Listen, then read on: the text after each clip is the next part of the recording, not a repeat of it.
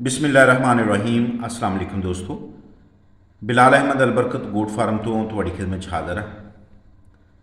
बकरी फार्मिंग लई ना तो किसी डिग्री की लोड़ आ ते ना किसी दफ्तर की ते ना ही लखां रुपया की।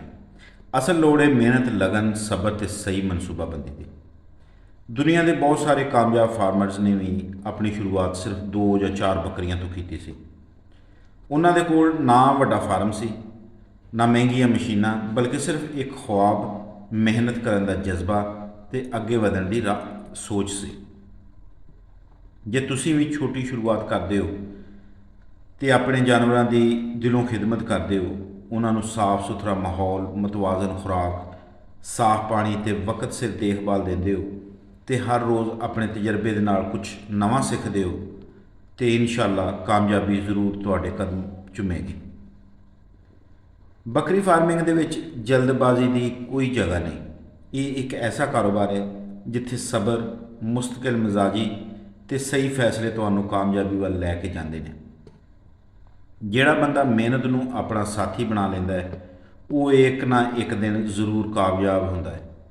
बकरी फार्मिंग दे विच ये भी जरूरी है कि तुसीं हमेशा अच्छी नस्ल के जानवर मुंतखब करो, इन्हां दी सेहत का ख्याल रखो, वक्त सिर वैक्सीनेशन कराओ तो खुराक के म्यार से कभी समझौता ना करो। ये छोटिया छोटिया गल्लां ही अगे जाके वड्डा फर्क पैदा कर देंदियां ने। बकरी फार्मिंग मेहनत, इलम ते मुस्तकिल मिजाजी दे नाल कामयाब होंदी है।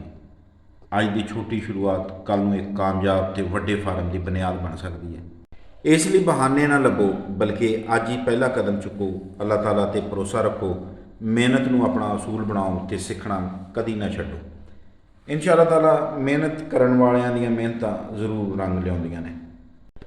दोस्तों, जे अगर तुहानूं ये वीडियो पसंद आई है तो साडी वीडियो नूं तुसीं लाइक करना है, चैनल नूं सबसक्राइब और फॉलो करना है तो वीडियो नूं दूसरे दोस्तों के नाल शेयर भी करना वा, ताकि दूसरे जिहड़े दोस्त ने बकरी फार्मिंग का शौक रखते हैं उन्हां तक भी साडा ये पैगाम जरूर पहुँचे। अगली वीडियो तक इजाज़त दिओ। अल्लाह हाफिज़।